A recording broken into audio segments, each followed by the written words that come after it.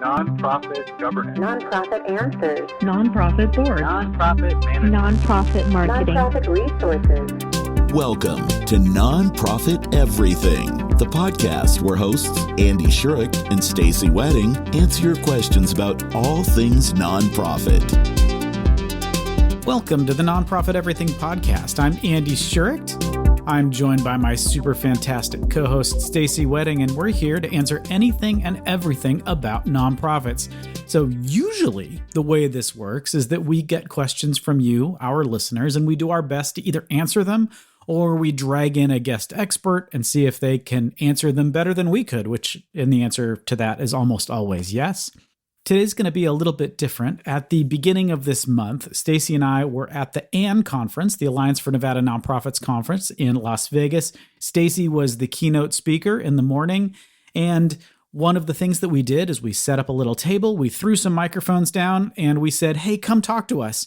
And we talked to a handful of really interesting people that are in the trenches doing really interesting nonprofit work. So we hope you enjoy this. It's going to be a little bit different today, and let us know how you like it. Stacey and I really enjoyed doing this. This was a lot of fun, having direct feedback with people and being able to communicate with them. We thought that was really neat. And if you like it, heck, we'll do more of it. Just let us know. The way you can contact us is at nonprofiteverything.com. You can go to the website. There's an Ask Us a Question button. There's a feedback button, or you can just send an email to questions@nonprofiteverything.com and either ask us a question, send us a comment. If you ask us a question, keep listening because we will probably answer it in a couple of weeks.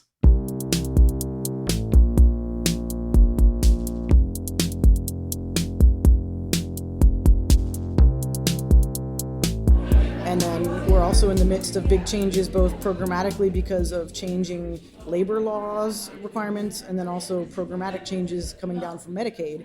So there's a lot of change right now, and we're trying to capitalize on that by changing some elements of our company culture. But then also, we don't want to lose who we are. So we want to ditch the bad and replace with good, but then also not lose sight of who we are as an organization. And we're doing what we can by leading from example from the top down, but then how do we also support those cultural shifts from the bottom up? So when you say culture, though, like what do you...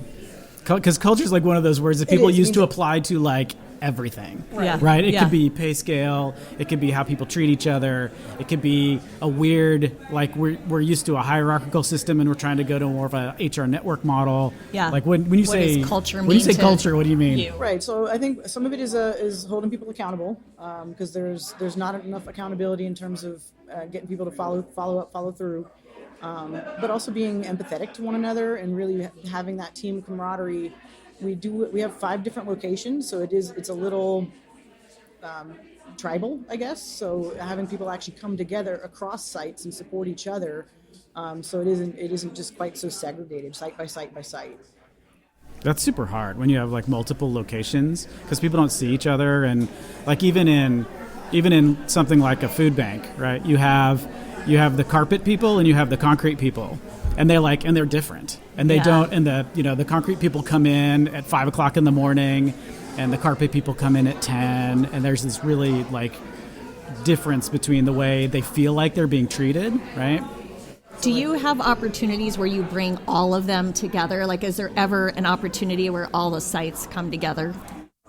We have staff trainings every other month, and sometimes we try to bring everybody together at our biggest building, but it gets a little hairy because it turns into a high school classroom and people socialize more than they do, pay attention sometimes. We are starting to do more after-hours events that are volunteer for both the staff and the clients. Movie nights, dances, that kind of more recreational activities, so staff can volunteer their time to work at those events and mix that way. It's just really challenging beyond that because it's such a large group that we just don't physically have space to do anything together. Yeah. And then if we do, it's the objectives are more training that are required, and they're boring and they're dry and they're time consuming, and we haven't really done a lot of actual team building.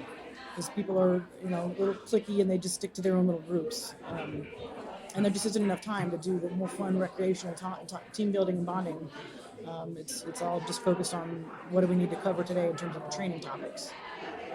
I mean, I listen to it and I think about a few things that come to mind. So last night at the mixer, I thought it was cool how they gave us these little colored chips. And, you know, if you got to sign the pink chip, you were at the pink table. If you got to sign the green chip, you're at the green table. And I was thinking to mix up the people so that they're not all staying in their teams. Could you do something fun like that to kick it off? Maybe you've got the training element, and could you bookend it at the end of it where you say, hey, we're going to have time to socialize, but we got to accomplish two things here, right? Like we're going to do the training and we're going to have time to socialize after. I feel like then does that accomplish both goals for you? Would that work, do you think, for the team? I think that would work in helping to build camaraderie. I think it's and we were just talking in the strategic planning that's fantastic, but then where's the strategic doing? So everybody goes back to their own little site, and then that accountability element, it doesn't quite have the attention, as it's the longevity there to keep people accountable. And because there are those sort of the hierarchy levels that as a co-executive director, I can keep my managers accountable. But then how do they keep their staff accountable? So when I'm hearing about shortcomings on the staff performance, okay, what are you doing to hold them accountable? Oh, well, I don't know. So that element is a lot harder. I was going to say, one of the things that I think has worked, I've seen work well, is making sure that folks are like totally connected to the mission. Like giving them opportunities to see how, and you may already be doing this, to see how the dumb work that they're doing right now has an actual impact on people's lives. Because that's like so when I was at the food bank, there was, you know, I was the finance guy. So I'm like locked in an office and I'm staring at Excel all day, and it was terrible, right? And I would get annoyed because people wouldn't do their job and pay attention to the budgets, and they wouldn't listen, and it's really annoying. Why aren't they doing their job? And for me, getting all the way down to being able to work with clients would refocus me onto like, oh, okay, I get it. Some things are going to suck. Some things are going to be unpleasant, but this is why we're doing it. This is why these are the positive outcomes that you're getting from working at a nonprofit. Because that's like one of the opportunities we have at a nonprofit is like, you're not just like lying in a dude's pocket. Like the purpose of showing up for work isn't just to make somebody rich. It's like to do good. And if you can find a way to get everybody connected to that good, I think you start to see, at least we started to see everybody kind of working together because we kind of realized we were all on the same road, looking at the same goal. Have you done stuff like that? Probably. Because we're so spread out, it is a little difficult for us to get to each site. Making time for that. We're working on getting better at that and kind of connecting one-on-one with staff more. I think kind of to pivot to a sort of different question in terms of like assessments. I am a bit of an Excel nerd. I love data. I love metrics. So how do you even assess something as intangible as a culture and figure out what people like, what people don't like, and what you're missing? Are there tools, that are out there beyond just the shove somebody a SurveyMonkey email and hope that they respond? And yeah, I've seen one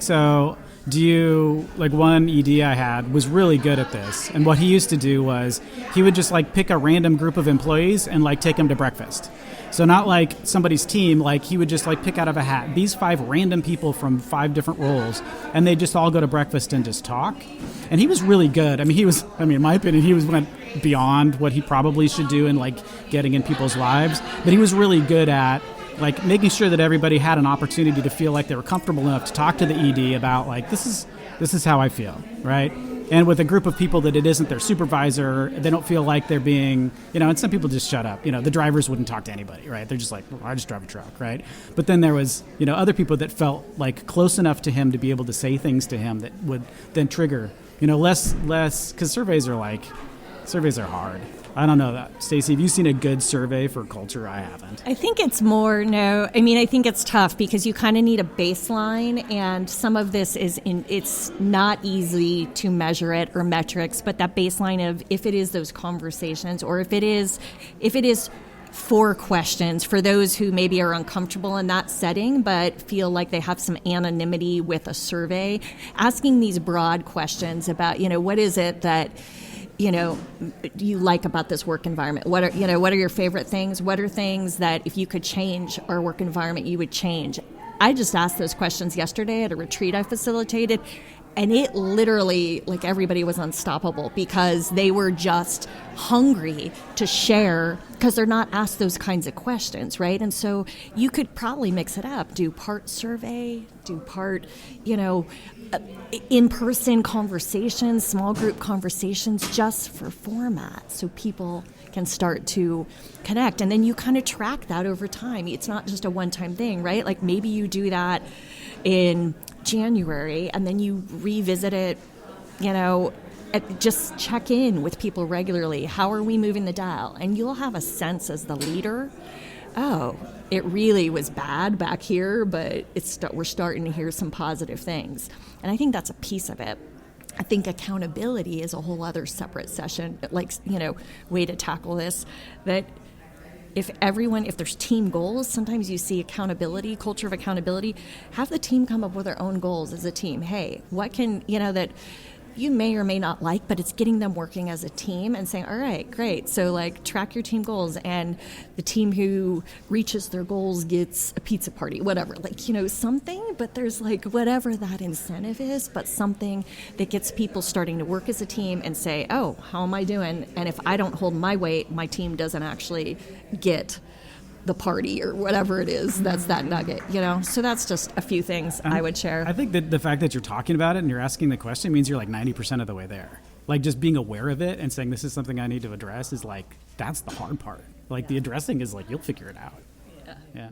Because one other question then in terms of rewarding that success is that the things that motivate people are it's all over the board. So some people need that carrot, but some people need the stick. Yep. And how do you figure out who is who, and how do you be equitable and non-biased in how you consequence different actions?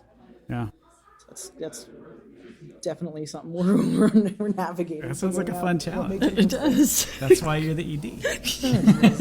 Half of the ED. I've got my other half as well. Cool. Well, I'm going to go learn more about culture. Awesome. Go do that. Thank you very much, guys. Cool.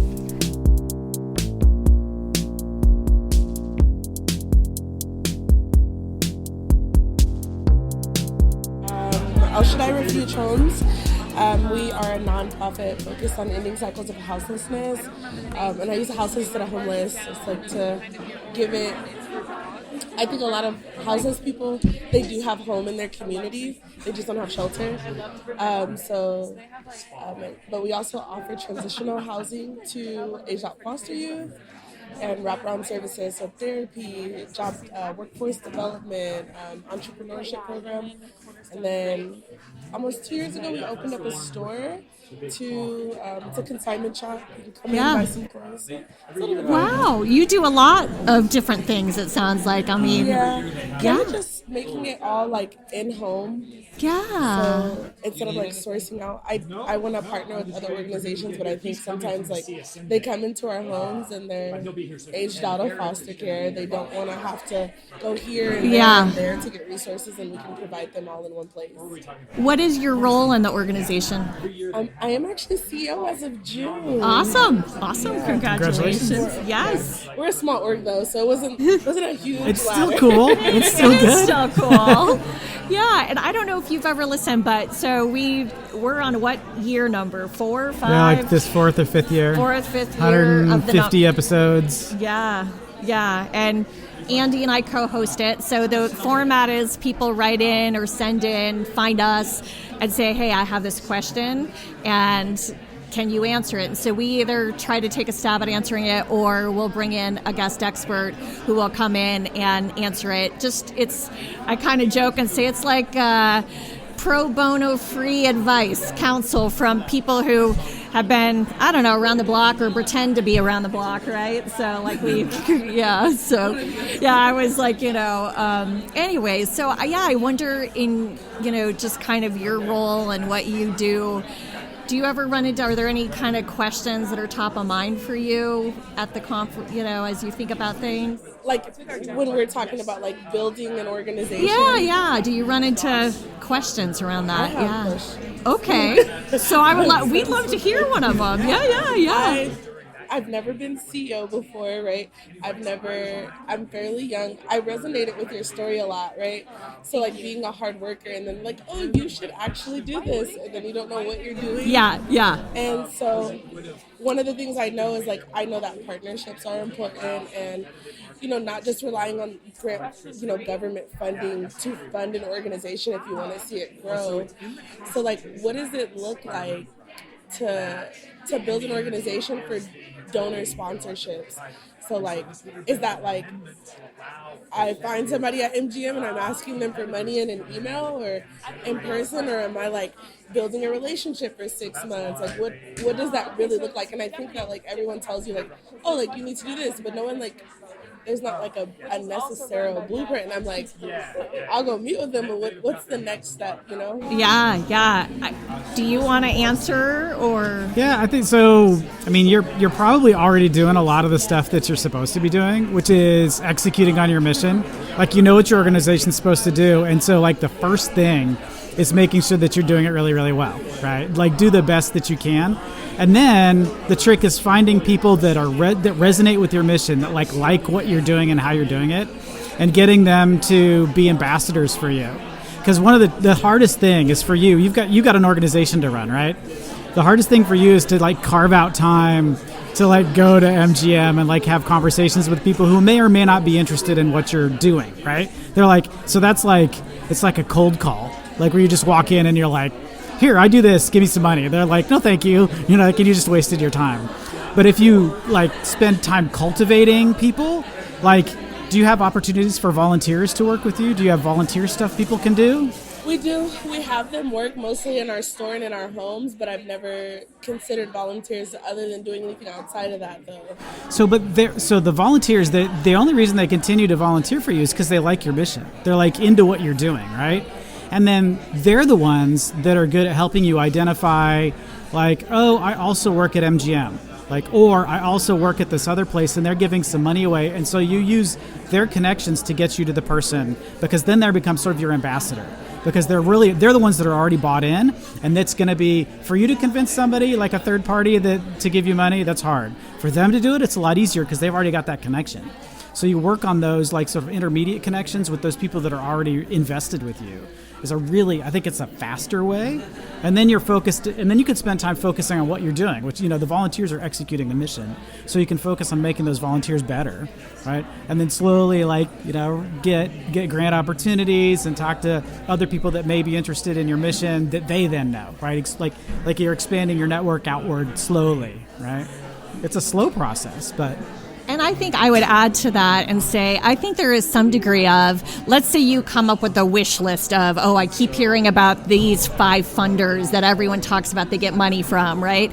And so doing a little bit of legwork up front, checking out their website, doing your basic research and homework, saying, does my mission, my organization's mission fall within some of the areas that they're interested in funding and supporting? Because if it doesn't, don't waste your time at all, right? Like that's sort of the first step, and you do that. And then let's say you do say, oh, like I'm really aligned with this company, and like I think that there's a natural fit.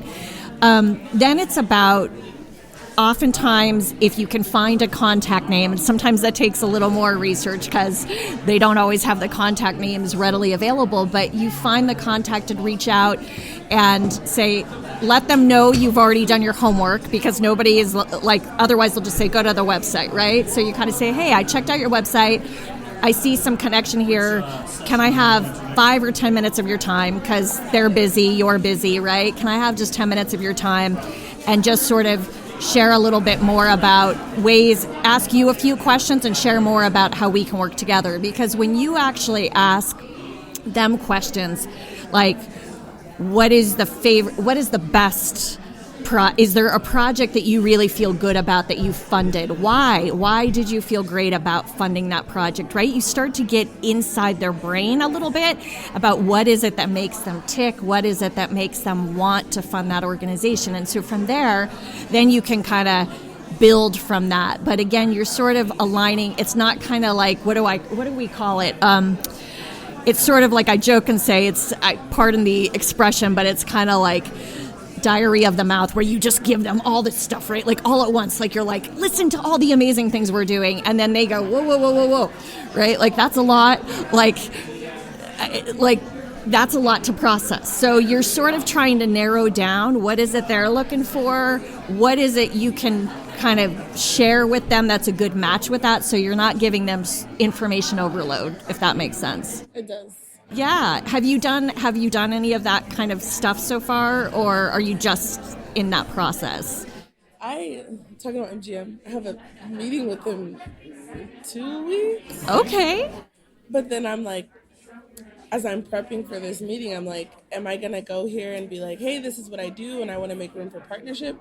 Or am I going there with an ask? Yeah. And I don't even know if that was established in our conversation. Like, we've had a conversation like, oh, like I met her like months ago, beginning of last year. And I was like, hey, like, oh, you're interested in this? I have an org that does the same thing. We should talk. And she blew me off for like 6 months.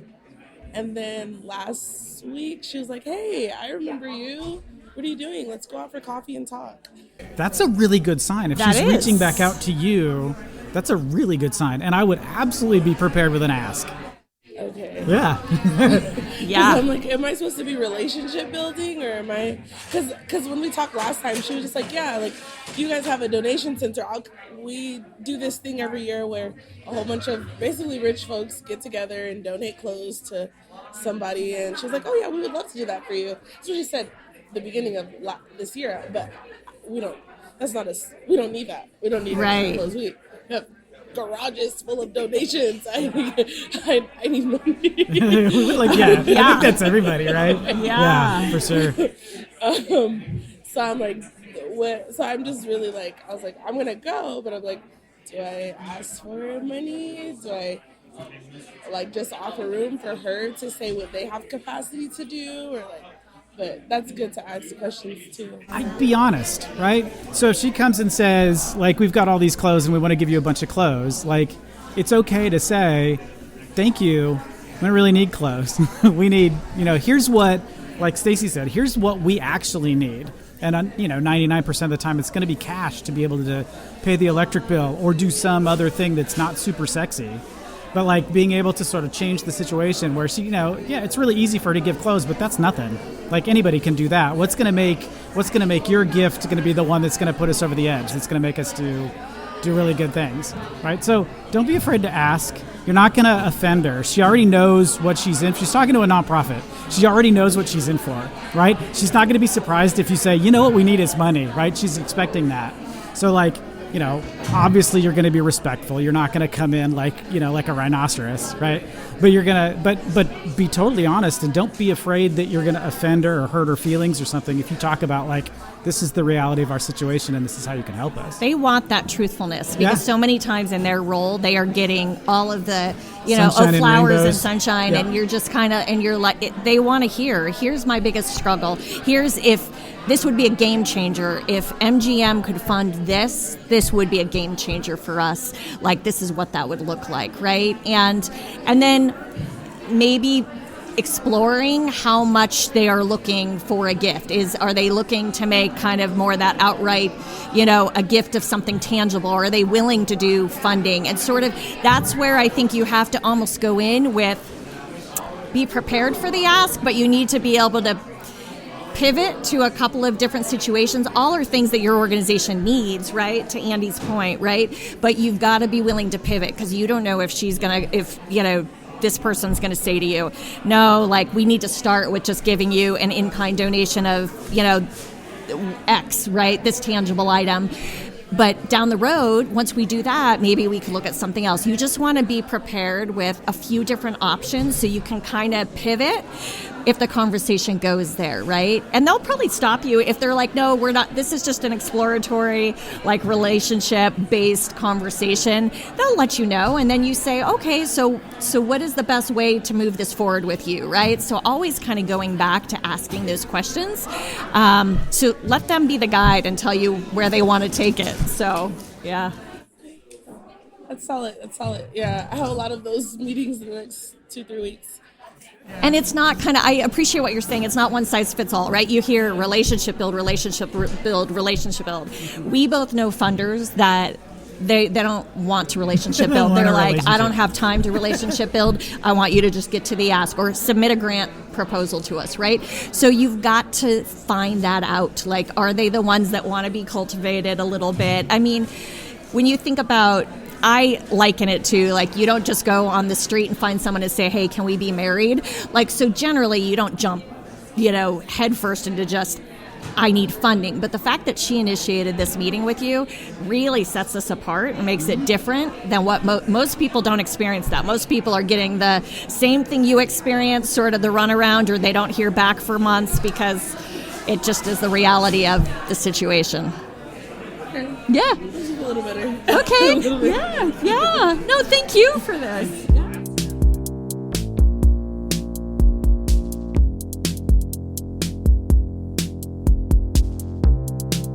Can we talk about inclusive strategic planning?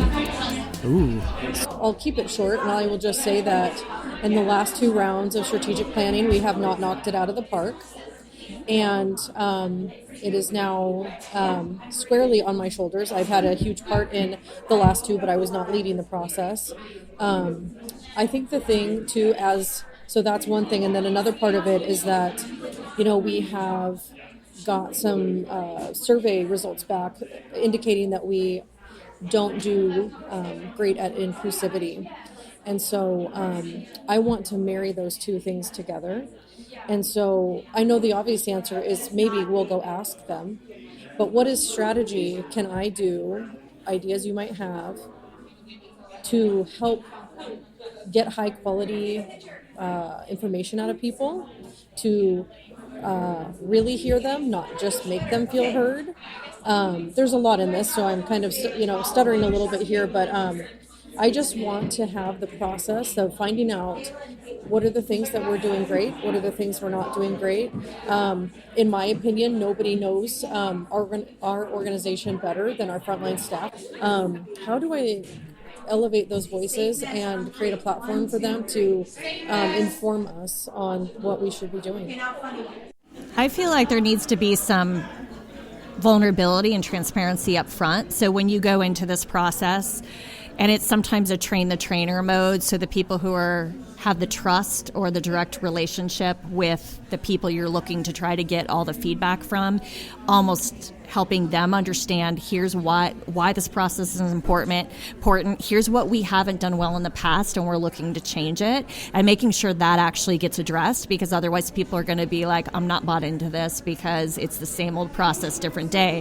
Why does it matter? Like, those are important. I think the why behind why does it matter, we haven't done as well as we could have, we're looking to change that. Here's what this process looks like. Here's what's going to happen after you share your feedback, right? Like, walking them through a little bit so they don't feel like they're just kind of spinning their wheels. And then I think it's using language that they can relate to. Using language, so many times typical strategic planning people use the language, what are our strengths? What are our weaknesses? What are our opportunities? What are our threats? And the reality is people don't oftentimes connect with that language. So I think sometimes it's about framing it in a different way, like, what are we kicking ass at? I mean, what are we doing that we're just rocking it, like, that you're proud of and you're like, yeah. What is it that we seem like, geez, it's a struggle, it's a pain point? Like, so being very kind of conversational about it. Surveys are tough because surveys, I have found, and I've done a lot of this work over the years, where surveys only get me so much. Like, having a conversation, I can dig, if I'm facilitating, dig a little more and say, so I'm hearing this common theme, and it starts to help craft it. I also think most people, particularly, I mean, it's hard enough to get high-level leaders at an organization to think strategically. Not everyone's wired that way.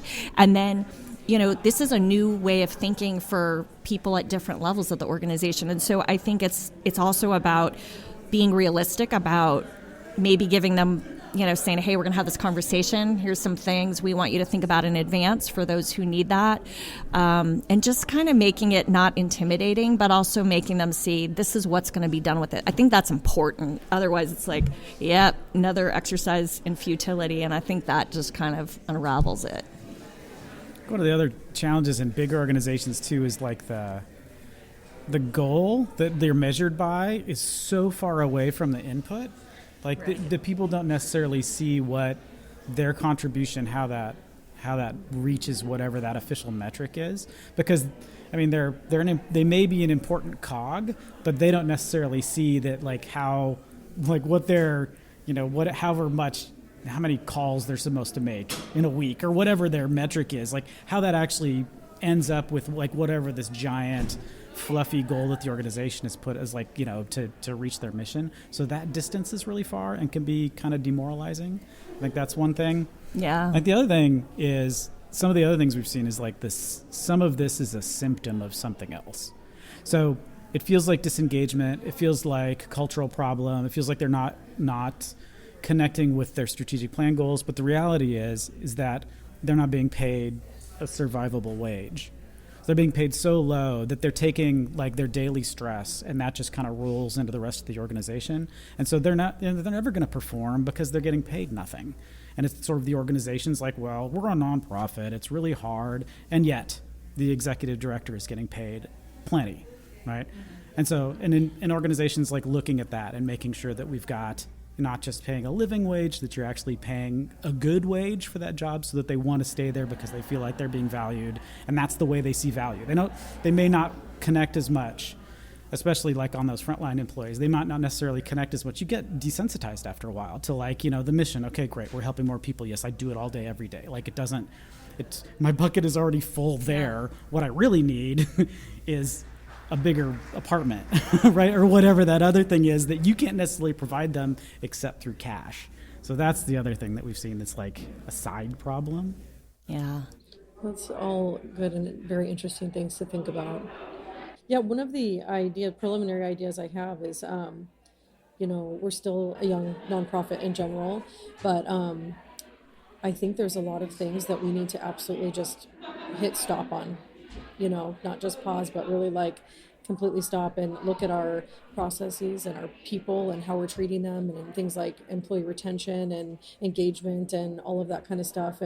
But really like those 3 P's of business: people, process, and product, and I told them at the last leadership meeting, I said, I want you to be thinking about, and actually I said the word future too. So I gave them those 4 words to think about. But what I want them to do is come to our next leadership meeting, and we're obviously going to brainstorm together. I love your ideas about I actually never thought about letting them have event session. They hate our strategic plans. They hate them. They feel disconnected from them. They totally hate the work plans. They hate all of it. And so I want to bring them into a room and say, tell me all the things that you hate. Don't call it strategic planning. That's my other piece of advice. Just as a quick live example, the other day, and the goal wasn't strategic planning. I facilitated a retreat, and what part of the goal was to talk about what is the real feedback when the head honchos aren't there. What is the reality of what people are thinking? They're never asked that. They're not going to say it honestly in the room because they feel like they could, that could jeopardize something. So I just brought up the question. I said, so what would make this a better work environment? What would make this a better workplace for you? And it was literally, I had to fight to get them to stop because they couldn't say it enough. They couldn't say it quickly enough, and they all were united in it. And then they started naturally coming up with ideas and if we could change this. And I was like, so would you be willing to be part of helping make that change happen? And they were like, yeah. So Congratulations, you're on the strategic plan. Right. Yeah. Gotcha, right? But anyway, so I feel like it's got to be that kind of feeling to it, safe. Maybe it's someone outside of the organization that doesn't know them and then summarizes, because they need to be able to speak candidly. Yeah, we've actually already banned the word work plan. We're not. Good. I haven't renamed the strategic plan. I didn't actually think about that, but because we had so much traction around not using the word work plan, that I was like, okay, we're making progress here. But and then in that meeting, I want to give them time to write. I want them to write their own strategic planning questions to then take to their teams that are not high level and detached and they feel relatable. I'm going to say things like, think about how your staff talks. Use that language to craft these questions so that when you're talking to them about these things, it feels incredibly tangible and relatable to the things that they're doing. And then you have to take that information and then roll that back up to us and then the bigger, to help to answer some of these bigger picture questions. But I don't want to get this wrong because I feel like we, again, have made some major failures in the past, even with well-intentioned people. You think you're doing the best that you can. And but I just want this. I want to be able to walk down the hall and any single person stop them and say, were you able to answer a question? Or did you get to sit in a meeting about strategic planning? Maybe I'm going to rename it now.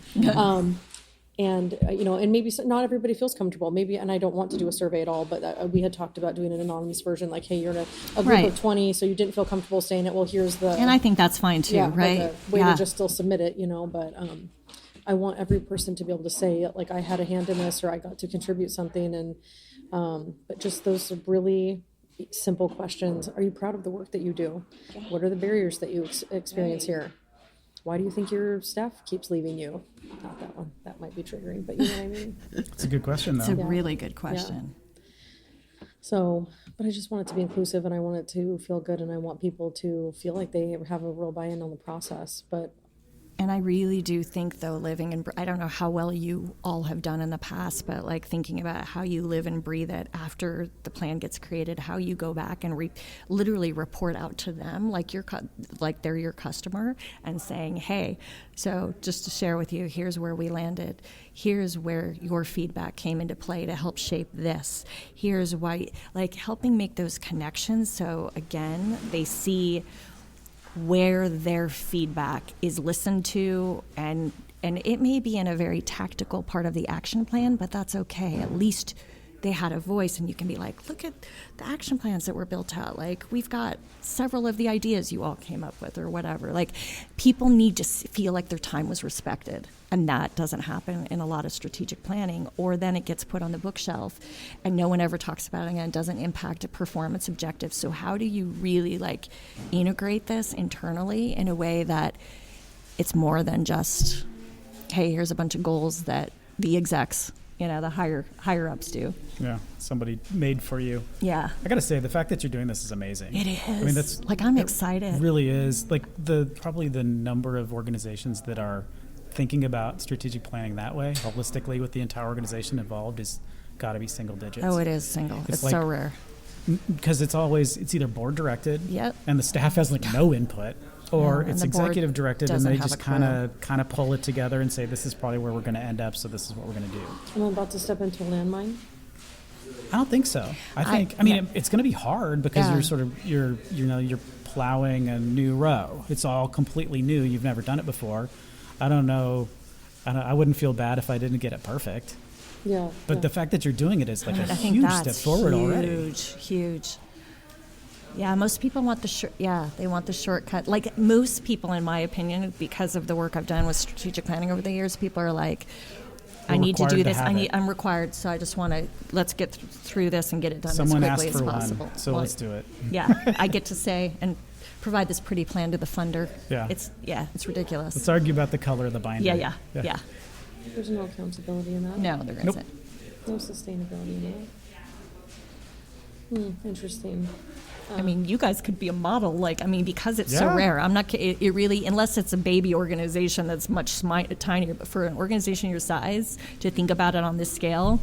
So document your whole process. Yeah. Write a book called seriously Holistic Strategic Planning for People That Aren't Morons, and then then go on a lecture tour. No to most of that,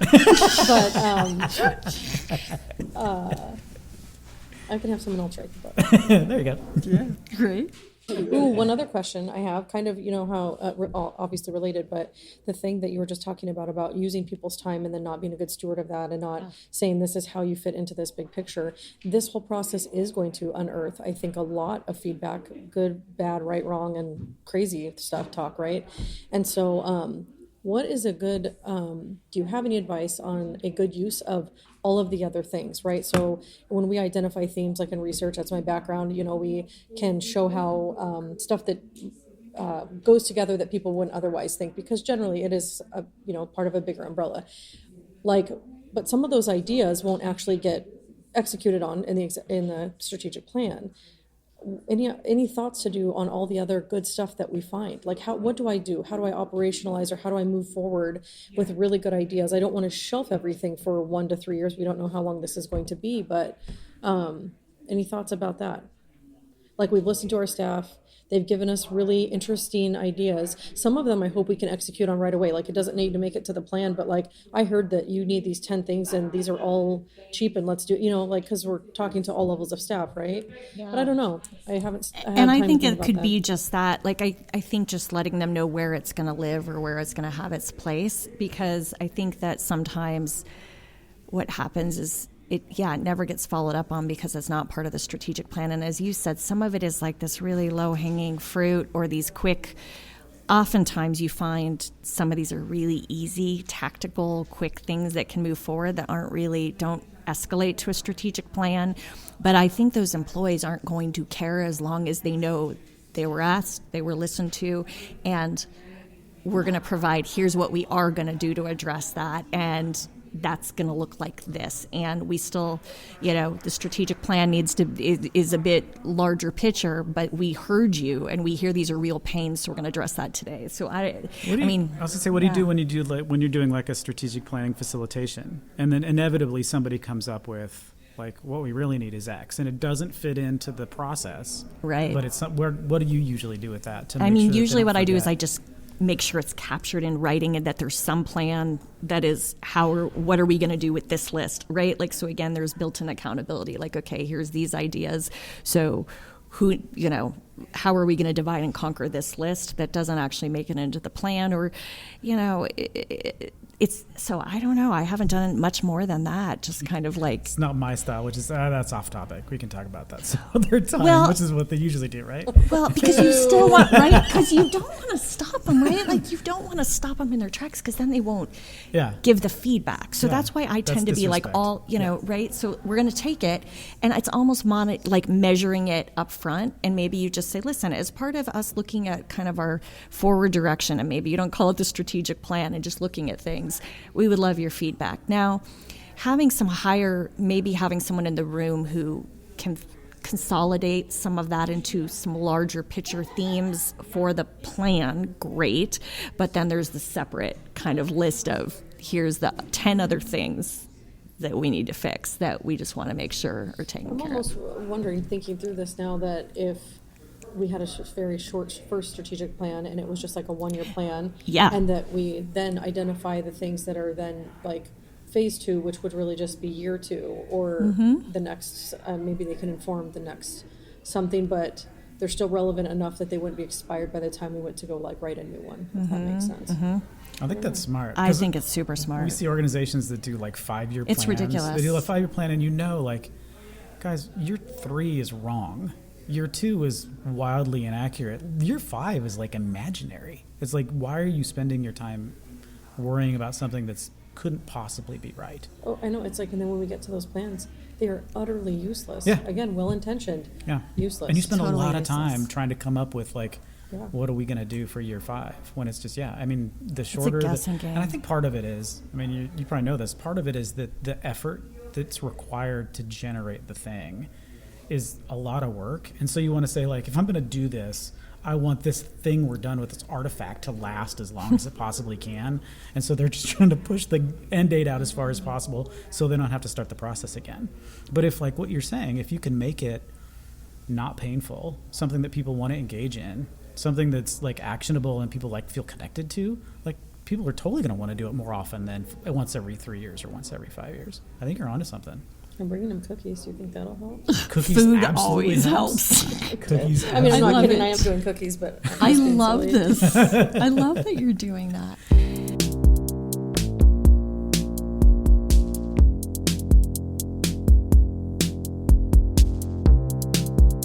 Well, thanks for listening. We hope you enjoyed this episode as much as Stacey and I enjoyed talking to folks at the conference. Again, let us know if you think this was cool, and we will make an excuse to try to do it again. Otherwise, keep sending us those questions. Nonprofiteverything.com is the webpage. There's a Ask Us a Question button there.